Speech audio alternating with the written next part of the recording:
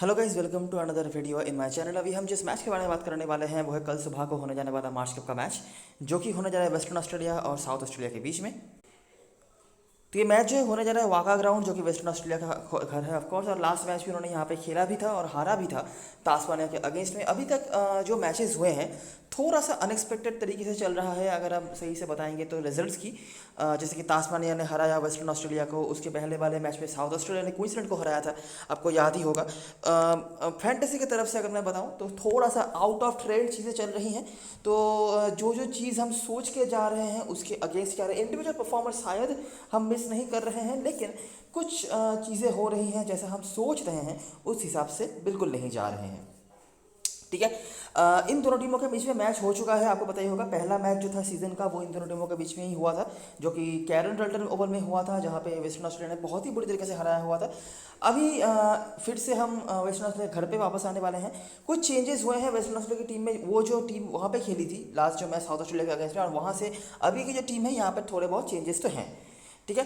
तो वो क्या क्या चेंजेस हैं और उस चेंजेस के बेसिस पे हम किस तरह से सोच सकते हैं और क्या क्या नया है उसके बारे में हम यहाँ पे बातें करेंगे। साउथ ऑस्ट्रेलिया की टीम भी अभी थोड़ा ज़्यादा बूस्टेड है, आपको पता ही होगा। ना सिर्फ मार्च कप का last match, even Sheffield shield में भी उन्होंने क्वींसलैंड को काफ़ी नस्तनाबूद करके रखा हुआ था। कुछ छोटे मोटे चेंजेस ही हुए हैं उनके टीम में, और उसके बाद उनकी टीम जो है काफ़ी अच्छी नज़र आ रही है। ठीक है। तो देखते हैं क्या क्या चीज़ें हैं। लेकिन सबसे बड़ा इशू जो होने वाला है कल के मैच में वो है कि बारिश के चांसेस हैं, और काफ़ी ज़्यादा बारिश के चांसेस हैं। मुझे लग नहीं रहा है कि आपको सही से मैच देखने को मिलेगा। होपफुली ये सही हो जाए। वेदर की ही बात है तो हम कुछ कह नहीं सकते, तो होपफुली सही हो जाए, लेकिन अभी के लिए बारिश मुझे काफ़ी दिख रहा है। ये सब पिछले सीजन की बातें हैं। आखिरी मैच जीतने के बाद वेस्टर्न ऑस्ट्रेलिया अभी 5 शून्य से आगे चल रही है, जैसे कि लास्ट फिक्चर में भी वो थे तास्मानिया के अगेंस्ट में।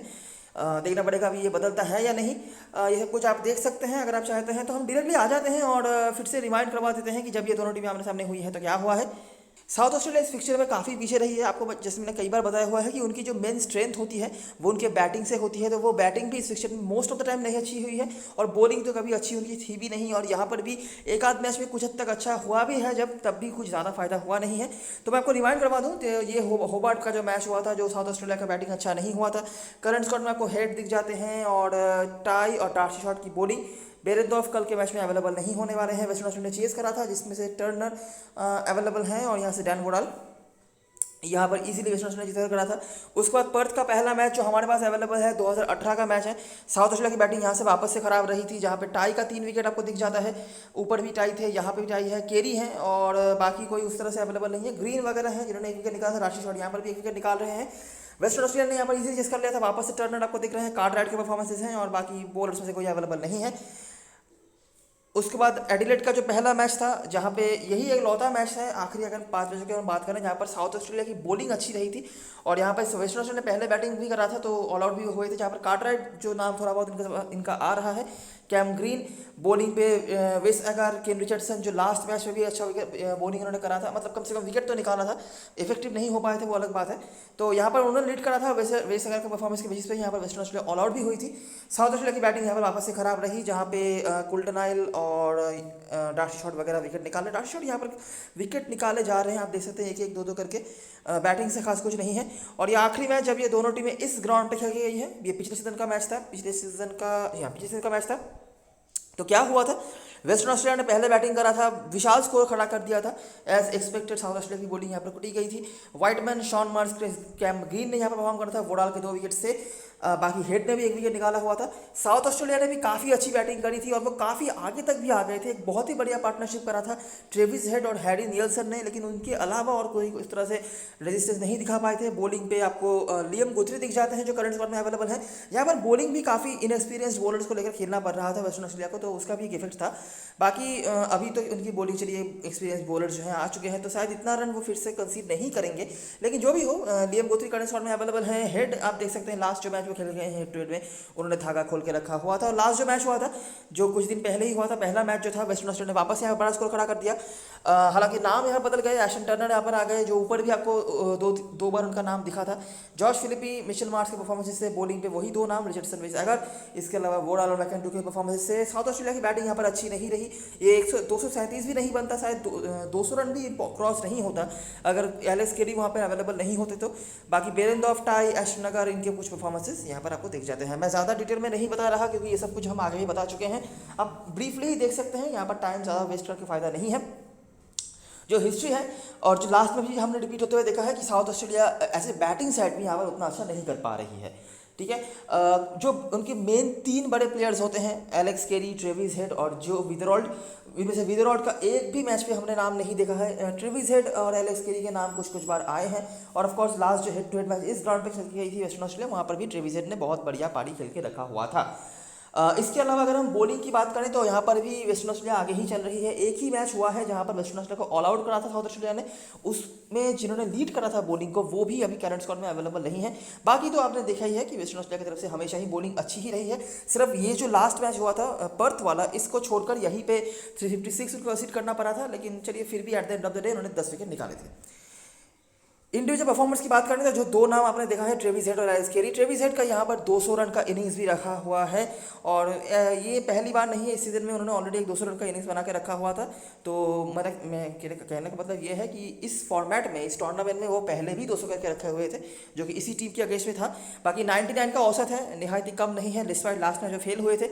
एलेक्स केरी उतना अच्छा परफॉर्मेंस इनका नहीं था, लेकिन लास्ट मैच 100 भी मारा था, नॉट आउट भी रहे थे, तो एवरेज उनका लगभग जो 30 के आसपास चल रहा था वो एक झटके में 50 के पास हो चुका है। वेस्ट इंडीज की तरफ से शॉन मार्स और मिचेल मार्स का परफॉर्मेंस है। मिचेल मार्स और बैंक्रॉफ्ट अवेलेबल नहीं है। शॉन मार्स ठीक ठाक है, बहुत कंसिस्टेंट नहीं नजर आए हैं, लेकिन जब भी उन्होंने रन बनाया है उन्होंने 12 शतक ही बनाया है। जैसे कि लास्ट मैच उन्होंने, आपने देखा होगा कि उन्होंने जो यहाँ पर खेला था उन्होंने 100 मारा था। बाकी कंसिस्टेंट नहीं रह पाए हैं, लेकिन जब गए हैं तब काफ़ी बड़े गए हैं। बॉलिंग पर केन रिचर्डसन लौते परफॉर्मर के तौर पे आपको दिख जाते हैं साउथ ऑस्ट्रेलिया की तरफ से, और वेस्टर्न की तरफ से आपको दिख जाते हैं Andrew Tye, Nathan Coulter Nile. Andrew Tye यहाँ पर भी काफ़ी अच्छा रिकॉर्ड होल्ड कर रहे हैं, कुल्टन नाइल का भी अच्छा परफॉर्मेंस रहा है, लेकिन वो अवेलेबल नहीं है। नया इंक्लूजन जो हुआ है साउथ ऑस्ट्रेलिया की टीम में ब्रेंडन डॉगेट का, उनका भी कुछ खास नहीं मिला है। मैं इनका नाम क्यों बता रहा हूँ, क्योंकि यही एक मेजर चेंज्ड फैक्टर थे साउथ ऑस्ट्रेलिया की बॉलिंग में, जिसके ऊपर डिपेंड करके आप कह सकते हैं क्वींसलैंड को काफ़ी रोक के रखा था। डिस्पाइट 300 रन वहाँ पे भी उन्होंने कंसीड करे थे, लेकिन चलिए विकेट सही टाइम पे निकाला था। और शेफील्ड शील्ड के मैच में ब्रेंडन डॉगेट काफ़ी इफेक्टिव रहे थे, कम से कम पहले इनिंग्स में। तो जो भी हो, ये कुछ इंडिविजुअल परफॉर्मर्स हैं, हेड टू हेड की बातें यही तक हैं। मैं ज़्यादा कुछ नया नहीं बता रहा, यहाँ पर नया बताने के लिए कुछ है भी नहीं, पुरानी चीज़ें ही हैं। जो पहला मैच का वीडियो देख चुके थे उनके लिए ये सब चीज़ें जानी ही होगी। ग्राउंड के बारे में बात करते हैं तो ग्राउंड में हमने जो मेजर नाम देखे थे उनमें से शॉन मार्स का था। 80 के ऊपर औसत उनका चल रहा था इस ग्राउंड पर, लेकिन ऐसा नहीं कि हर मैच में चले हैं। जैसे कि यहाँ पर वो फेल भी हुए हैं, तो यही एक फेलियर था पिछले मैच पर। अभी देखना पड़ेगा कि उससे बाहर वो आ पाते हैं नहीं। देखिए, रिकॉर्ड की वजह से शॉन मार्स का अभी भी चल रहा है, ठीक है। हेड टू हेड भी बोलिए या फिर ग्राउंड भी बोलिए, फॉर्म का थोड़ा इशू लेकिन अभी तक चल रहा है, ठीक है। बहुत ही रेयर आपको देखा होगा कि पहले 2 मैच में नहीं चले Shaun Marsh, specially Marsh Cup में, मतलब 50 ओवर टूर्नामेंट जो होता है। इवन शेफील्ड शील्ड में भी उन्होंने अभी तक कुछ खास अभी तक करा नहीं है। कुछ स्टार्ट्स लिए हैं, लेकिन जो नाम जो स्टैंडर्ड ब्रिंग करते हैं शॉन मार्स, उस लेवल का परफॉर्मेंस अभी तक हमें देखने को नहीं मिला है। अभी भी स्मॉल लीग में मस्ट लेने लायक प्लेयर हैं, लेकिन जो रिकॉर्ड्स हैं, अगर आप उस मामले में सोच रहे हैं कि नहीं कैप्टन हैजर्ड मटेरियल बन जाते हैं, मैं नहीं कह रहा नहीं बनेंगे, लेकिन थोड़ा सा डाउनवर्ड्स उनका परफॉर्मेंस अभी तक चला है। हो सकता है कल के मैच फॉर्म पे आ भी जाएं, लेकिन अभी तक उस तरह से फॉर्म पर नज़र नहीं आए हैं। इसके अलावा फिलिपी उतना खास कुछ नहीं रहा है इनका रिकॉर्ड, और ठीक ठाक ही है, 30 का औसत है। और बैंक्रॉफ्ट बॉलिंग पे एंड्रू टाई जो हमेशा ही इस ग्राउंड पे अच्छा करते हैं, और ये देखा गया है, मैंने लास्ट मैच में बताया हुआ था। हालांकि लास्ट मैच में उन्होंने अपना करियर बेस्ट तो नहीं कहूँगा, लेकिन पिछले अगर मैं 4-5 सीजनों की बात करूँ तो उसमें बेस्ट परफॉर्मेंस जो है इस ग्राउंड पे उन्होंने दिया हुआ था। 4 for 39 और 2 मेडल। और उससे बड़ी बात बैटिंग जिस तरह से उन्होंने करी थी, मतलब टॉप ऑर्डर के बैट्समैन उस तरह से नहीं खेल पा रहे थे, और वो आके लगातार चौके छक्के लगा जा रहे थे। और यहाँ पर झाई रिचर्डसन आपको दिख जाते हैं। इसके अलावा डार्सी शॉट की बॉलिंग भी यहाँ पर हिस्टोरिकली काम पे आई है। अभी तो उस तरह से इनको ठीक से यूज़ नहीं किया जा रहा है, ना ही बैटिंग मिल रही है। बॉलिंग हालांकि दिया जा रहा है, लेकिन अभी तक कुछ खास उन्होंने करा नहीं है। ग्राउंड में इस परफॉर्मेंस की इसकी बात करें तो यहाँ पे एक बहुत ही सरप्राइजिंग चीज़ जो हमें देखने को मिला है आखिरी 5-6 मैचेस में, वो है कि हर मैच में वेस्टर्न ऑस्ट्रेलिया ने पहले बैटिंग करी है, ठीक है, इंक्लूडिंग लास्ट मैच भी। तो अभी तक रीसेंट मैचेस में कम से कम हमने ये सीन देखा नहीं है कि वेस्टर्न ऑस्ट्रेलिया पहले बॉलिंग करे। तो जो भी हो, जो चीज़ हम नोटिस कर पा रहे हैं कि वेस्टर्न ऑस्ट्रेलिया की बैटिंग यहाँ पर अच्छी रही है हिस्टोरिकली, आखिरी मैच को छोड़ के, ठीक है। उनके अलावा जो टीमें खेल रही है ना, मतलब आखिरी सीजन में एक बार साउथ ऑस्ट्रेलिया ने करा था, लेकिन उसके अलावा बाकी टीमें उस तरह से फ्लुएंटली बैटिंग यहाँ पे नहीं कर पा रही है। लेकिन वेस्टर्न ऑस्ट्रेलिया सेम ग्राउंड पे सेम दिन पे ही यहाँ पर अच्छी बैटिंग कर रही है। ठीक है, मैं आपको समझा देता हूँ मैं क्या कहना चाहता हूँ। देखो 2019 से स्टार्ट करते हैं। देखो 281 उन्होंने बनाया था, शॉन मार्श आपको दिख जाते हैं, टर्नर दिख जाते हैं पेसर्स के साथ। स्पिनर्स मतलब अगर आपके पास यहाँ पे कोई सही फिंगर स्पिनर हो तो कुछ काम यहाँ पे बन भी सकता है स्पिनर्स का, लेकिन उतना कुछ यहाँ पे इफेक्ट नहीं रहता है। पेसर्स ही आप अगर बॉलिंग कुछ लेना चाहते हो तो पेसर्स को ही लेना है। स्पिनर्स आप देखोगे अगर कोई स्पिन ऑलराउंडर वगैरह है तो आप सोच सकते हो, बाकी ना भी लोग तो भी दिक्कत वाली बात नहीं है। विक्टोरिया का मैच हुआ था, 20 ओवर में 8 विकेट निकाल लिए थे उन्होंने और डकवर्थ क्रीज लग गया और वो जीत भी गए। मार्टिन केली आपको दिख जाते हैं जिन्होंने यहाँ पर 3 विकेट निकाला हुआ था। बाकी सीन यहाँ पर यह था कि वेस्टर्न ऑस्ट्रेलिया की बैटिंग अच्छी रही, लेकिन सामने वाली टीम सेम दिन पे सेम ग्राउंड पे अच्छी बैटिंग नहीं कर पाई। अगला match western Australia south Australia का जो मैच था पिछले सीजन का पहला मैच, यही एक लौता मैच है जहाँ पर आपको दिख रहा है कि ओपोनेंट टीम ने भी अच्छी बैटिंग करी होगी। शॉन मार्श वापस से हैं, व्हाइटमैन और पेसर्स का ही अपर हैंड। बाकी यहाँ से गुथरी आपको दिख जाते हैं 356 और ऊपर आपने देखा कि नियल्सन और हेड ने 100 मारा हुआ था। अगला मैच वेस्टर्न ऑस्ट्रेलिया बनाम विक्टोरिया। अच्छा, एक चीज़ नोटिस करना कि विकेट्स लेकिन गिर रहे हैं। ठीक है, यहाँ पर भी आपने देखा होगा कि 9 विकेट गिरे थे और यहाँ पर भी 10 विकेट उनके गिरे थे, जहाँ पर आपको व्हाइटमैन शॉन मार्श वापस से दिख जाते हैं। बाकी कोई और होंगे, कार्टराइट और जॉस इंग्लिश जैसे यहाँ पर थे, पेसर्स का अपर हैंड। फिर से वही सेम चीज़, सामने वाली टीम बैटिंग अच्छा नहीं कर पाई। पेरिस आपको दिख जाते हैं, केली और गुथरी के एक करके विकेट। उसके बाद अगला मैच जो था वेस्टर्न ऑस्ट्रेलिया बनाम तास्मानिया का, फिर से बैटिंग उन्होंने अच्छा करा, मतलब 300 के ओवर रन बनाया, लेकिन विकेट्स आप देखेंगे कि 10 विकेट गिर रहे हैं। ठीक है, तो बर्ड और रिनबर्ड ने यहाँ पर विकेट्स निकाला हुआ था, जो सारे पेसर्स ही हैं। व्हाइटमैन यहाँ पर कंसिस्टेंटली चल रहे हैं। बाकी ये कुछ प्लेयर्स थे जिन्होंने परफॉर्म करा था, इनमें से कोई भी अवेलेबल नहीं है। तास्मानिया को यहाँ पर 148 पर निपटा दिया था, जहाँ पर बेरेंडोर्फ और श्रीनगर ये सब कोई अवेलेबल है। लैंस मॉरिस हालांकि इंक्लूड करे गए हैं, देखना पड़ेगा कल उनको खिलाया जाता है या नहीं।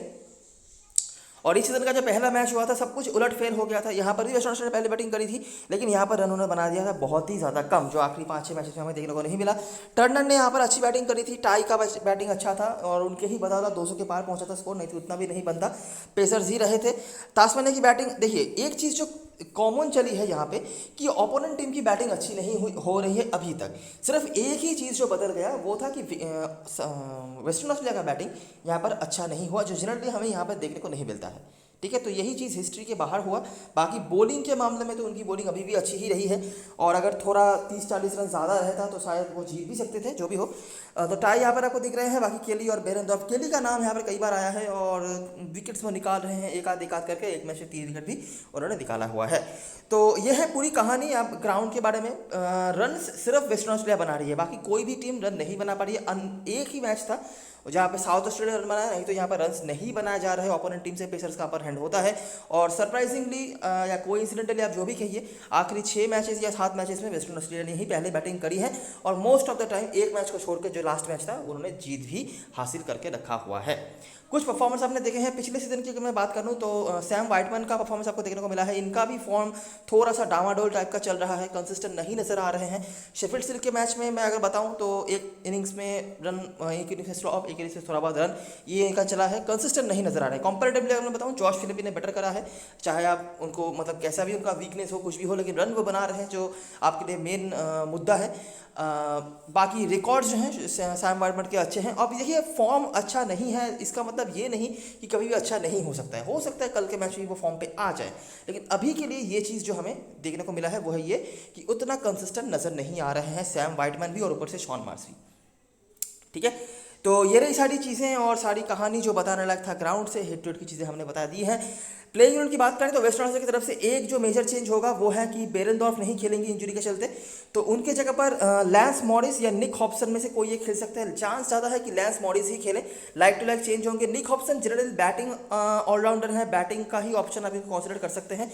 अगर लैंस मॉरिस खेलते हैं तब तो कोई दिक्कत वाली बात नहीं है। अगर निक हॉब्सन खेलते हैं, जिसके चांस काफ़ी कम है, तो एक उम्मीद रख सकते हैं आप कि कार्टराइट, ग्रीन और डार्सी शॉट के ओवर्स जो है बढ़ेंगे, कार्टराइट की बॉलिंग आ जाएगी अगर ऐसा कुछ होता है तो।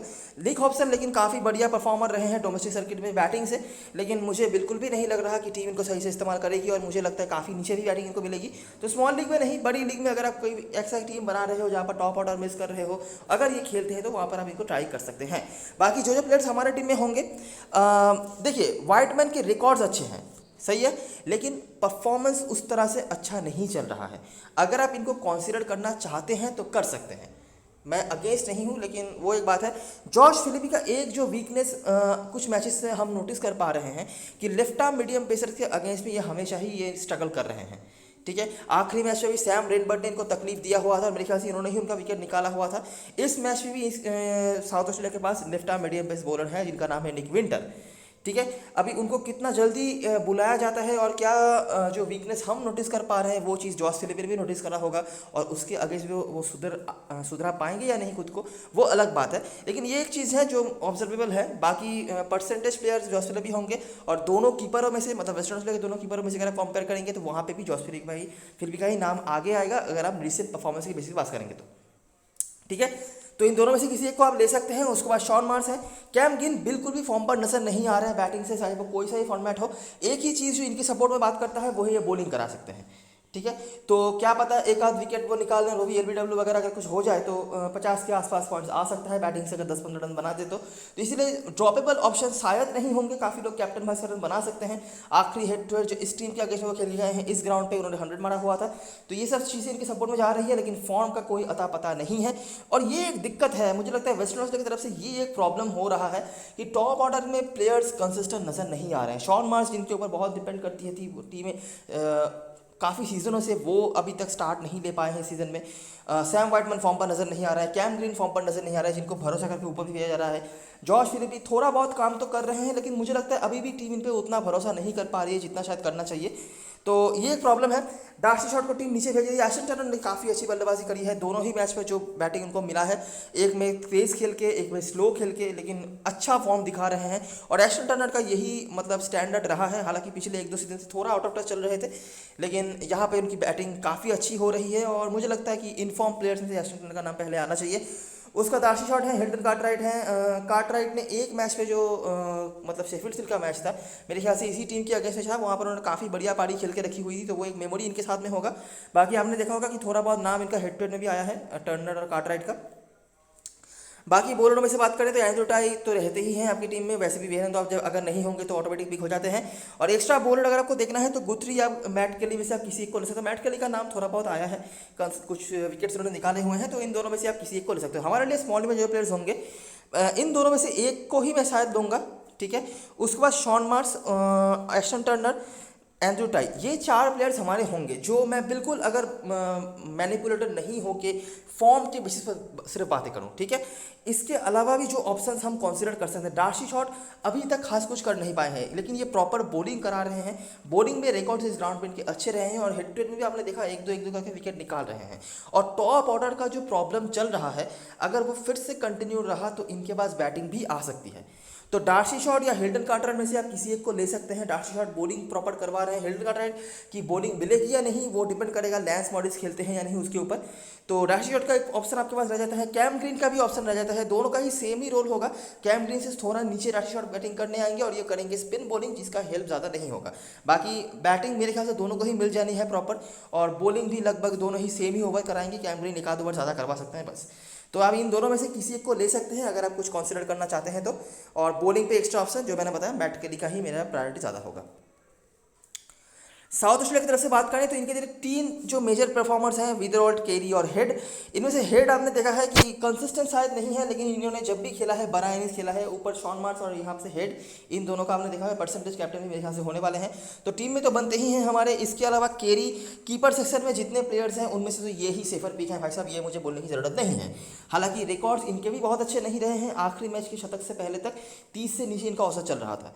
विदरॉल्ट 3 जो मेजर परफॉर्मर्स हैं साउथ ऑस्ट्रेलिया की तरफ से, उनमें से सबसे खराब रिकॉर्ड इनका ही है। मेरे ख्याल से एक भी मैच का एक भी इनिंग्स नहीं आया है जहां पर इनका कोई नाम आया हो, तो देखना पड़ेगा। अगर आप इनको कंसीडर करना चाहते हैं तो देख सकते हैं। बाकी तीनों में से अगर आप 2 को लेके चलते हैं तो ये विदरॉल का रिस्क जो है बना रहेगा, क्योंकि मोस्ट जनता जो है या फिर शायद सभी जनता जो है स्मॉल लीग में इन तीनों को लेके चलेगी। उसके बाद किसी को वो टच करेंगे या नहीं करेंगे। विदरॉल ने लास्ट मैच में अच्छी बल्लेबाजी भी करके रखी है। नीचे आएंगे नेथन मैक्सवीनी, रायन गिब्सन को टीम खिला रही है कंसिस्टेंटली और कंसिस्टेंटली फेलियर सहना पड़ रहा है।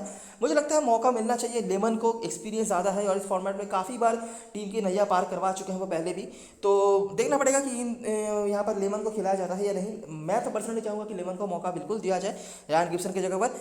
उसके बाद हैरी निल्सन है, जो मेमोरी होगा इनका इस राउंड पर अच्छा होगा, लेकिन आप कतई स्मॉल लीग में इनको मैनेज नहीं कर पाएंगे। मैकेंड्री उसके बाद टीम इनको बहुत ही अच्छी तरीके से इस्तेमाल कर रही है, जो चीज़ न्यू साउथ वेल्स पहले नहीं कर रही थी, जिसकी वजह से उन्होंने टीम छोड़ा। साउथ ऑस्ट्रेलिया उनको बहुत अच्छी तरीके से इस्तेमाल तो कर रही है, बाकी परफॉर्म क्या करेंगे नहीं करेंगे वो तो अलग बात है, लेकिन बैटिंग भी इनको ढंग से मिल रही है, बॉलिंग भी सही जगह पे इनको दिए जा रहे हैं।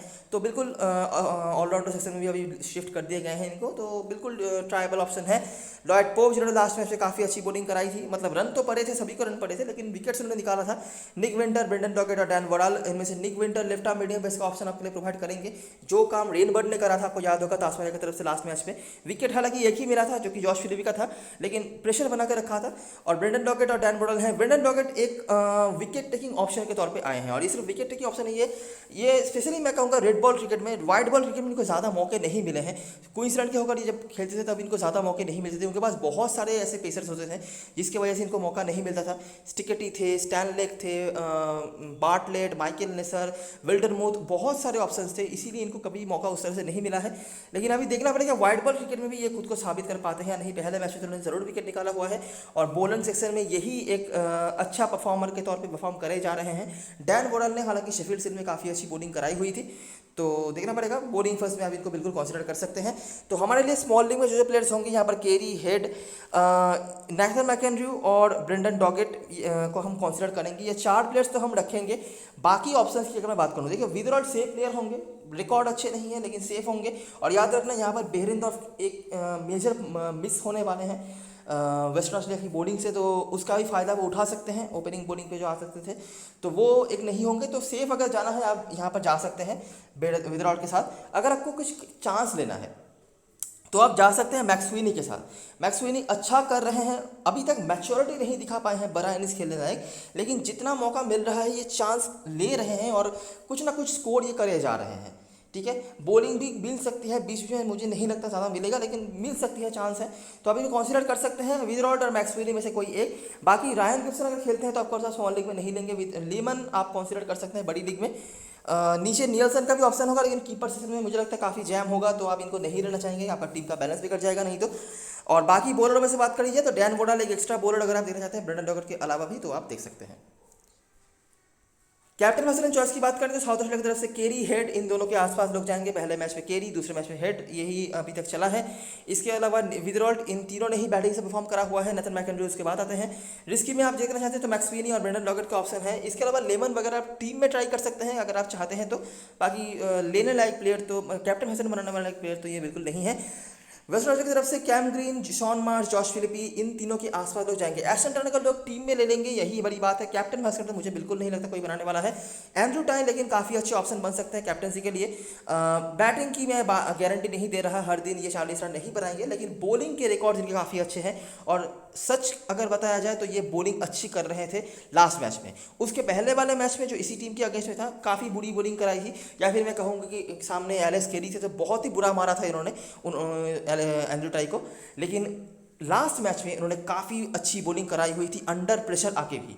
ठीक है, और उनके ही बदौलत जो मतलब इजी मैच लग रहा था तास्मानिया के लिए, उसको स्ट्रेच करा वेस्टर्न ऑस्ट्रेलिया ने, और विकेट्स भी उन्होंने निकाले हुए थे। बाकी बैटिंग तो करा था, वो बोनस था ही।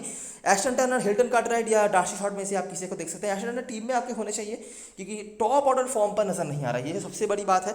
आप टीम में शायद लेंगे टॉप ऑर्डर के बैट्समैनों का, जैसे शॉन मार्श हो गए, वहाँ पर कैम ग्रीन हो गए, वहाँ पर वाइटमैन या फिलिपी में से किसी को आप लेंगे, लेकिन क्योंकि अच्छा नहीं कर पा रहे तो चांस ज़्यादा है कि एस्टन टर्नर के पास मौका आए, और एस्टन टर्नर अच्छा फॉर्म भी दिखा रहे हैं, तो ड्रॉप करने की कोई वजह यहाँ पर नहीं है। ठीक है, तो मैंने इस तरह का एक स्ट्रक्चर बना के रखा है। यहाँ पर जो ऑप्शंस हैं, आप कैम ग्रीन के जगह पर यहाँ पर किसी और प्लेयर को ले सकते हैं। जॉश फिली को मैंने रखा है सेफ रहने के लिए, लेकिन एक वीकनेस मेरे को दिखा है लेफ्ट आर्म मीडियम पेसर के अगेंस्ट में। देखना पड़ेगा कि निक विंटर उस चीज़ का यूज़ कर पाते हैं या नहीं। अगर यहाँ पर आप कुछ ऑप्शंस की बात करेंगे तो समझ लीजिए, अगर हम जॉश फिलिपी को ड्रॉप कर रहे हैं और यहाँ पे कैम ग्रीन को अगर आप नहीं लेना चाहते हैं, तो आपके पास ऑप्शन आएगा किसका, आपके पास ऑप्शन आएगा मैक्सवेनी का।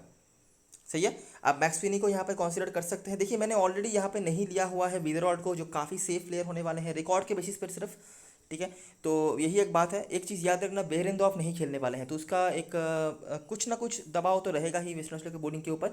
इधर और लास्ट मैच में मोमेंटम भी गेन करके आ रहे हैं, तो एक बैकफायर करने का चांसेस पूरा पूरा रहता है। तो अगर आप सेफ रहना चाहते हैं तो विदरॉल को ले सकते हैं, ठीक है। बाकी यहाँ पर मैक्सवेनी का मैंने आपको बता दिया, विदरॉल और मैक्सवेनी में से कोई एक। बॉलिंग पे यहाँ पर ये दोनों तो हमारे टीम में हैं ही। ब्रेंडन डॉगेट अभी भी मैं कहूँगा कि वाइट बॉल क्रिकेट में खुद को साबित करना इनका बाकी है। रेड बॉल क्रिकेट में बहुत ही बढ़िया बॉलर हैं, इन्होंने खुद को दिखाया भी हुआ है, लेकिन वाइट बॉल क्रिकेट में बहुत दिनों तक इनको ढंग से मौका नहीं मिला है। अभी आखिरी मैच में उन्होंने ज़रूर विकेट निकाला हुआ है, अभी देखना पड़ेगा कि किस तरह से ये कंटिन्यू करते हैं मोमेंटम को। इनके अलावा जो ऑप्शन हमारे पास होगा यहाँ से मार्टिन केली का, ठीक है, जिनको आप कंसिडर कर सकते हैं। और बॉलिंग फर्स्ट में यहाँ पे डैन वोडाल का भी ऑप्शन आता है, इन दोनों में से किसी एक को आप लेंगे। बाकी ऑलराउंडर सेशन में लेने लायक प्लेयर में से मैंने बता दिया कि मैकेंड्रू है। मैंने क्योंकि डार्सी शॉट लिया है तो मैंने कार्टराइट को नहीं लिया है, अगर आप चाहते हैं तो कार्टराइट को ले सकते हैं डार्सी शॉट की जगह पर। और यहाँ पर कैम ग्रीन जो एक ऑलराउंडर की तरह काम आएंगे, नहीं तो आप यहाँ पर विदरॉल और मैक्सवेनी जो ऑप्शन मैंने आपको बताया उनके साथ आप जा सकते हैं। कैप्टन मस्करन चॉइस की बात करें तो परसेंटेज कैप्टन ट्रेविस हेड है, ठीक है। बहुत अगेंस्ट में नहीं हूँ, थोड़ा सा इनकन्सिस्टेंट तो रहे हैं, लेकिन तो बहुत अगेंस्ट में नहीं हूँगा। ट्रेविस हेड और यहाँ पर शॉन मार्स, ये दोनों काफ़ी इनकन्सिस्टेंट रहे हैं, लेकिन जिस दिन चले हैं उस दिन काफ़ी लंबा खींचे हैं। शॉन मार्स अभी तक सीजन का स्टार्ट उनको नहीं मिला है, लेकिन इनके पास जो पोटेंशियल है मुझे बताने की ज़रूरत नहीं है। बाकी अगर आप कुछ अलग देखना चाहते हैं तो एंड्रू टाई हमेशा एक ऑप्शन बने रहते हैं, बॉलिंग से बहुत ही बढ़िया रिकॉर्ड होल्ड कर रहे हैं। अगर हाई स्कोरिंग मैच नहीं होता है, अगर फिर से साउथ ऑस्ट्रेलिया की बैटिंग वहीं पे धराशायी हो जाती है जैसे रिकॉर्ड होल्ड हिस्ट्री है, तो एंड्रू टाई की बॉलिंग और परफॉर्मेंस यहाँ पर काफ़ी इफेक्टिव हो भी सकता है, ठीक है। तो ये तीन मुझे सही ऑप्शन नज़र आ रहे हैं। बाकी अलग ऑप्शंस की बात करें, कुछ अलग जिनके कुछ रिकॉर्ड्स यहाँ पे नहीं है, तो मैकेंड्रू का एक ऑप्शन हो सकते हैं, ओपनिंग ओवर में बॉलिंग करने आ रहे हैं और अकॉर्डिंग टू हिस्ट्री शायद इनके पास बैटिंग भी प्रॉपर्ली आ जाए, तो ये एक ऑप्शन काफ़ी अच्छे बन सकते हैं। तो इन 3-4 ऑप्शन के साथ आप जा सकते हैं स्मॉल लीग में। कैम ग्रीन वगैरह आप लेंगे टीम में, यही बड़ी बात होगी, क्योंकि बैटिंग से अच्छे फॉर्म नज़र नहीं दिखा नहीं रहे हैं कैम ग्रीन, और बहुत बड़े बॉलर तो ये शायद खुद को भी नहीं मानते होंगे, तो बैटिंग से अगर फॉर्म पर नहीं है तो शायद हम उतना कॉन्सिडर इनको नहीं करें, ठीक है। तो ये रही सारी चीज़ें और सारी एनालिसिस। अगर आपको वीडियो पसंद आया हो तो लाइक ज़रूर करना, सब्सक्राइब करना चैनल को, टेलीग्राम चैनल पे ज़रूर ज्वाइन हो जाना, क्योंकि लास्ट टाइम पे सारी अपडेट्स वगैरह वहीं पे आती हैं। तब तक के लिए best of luck for this match and goodbye for now.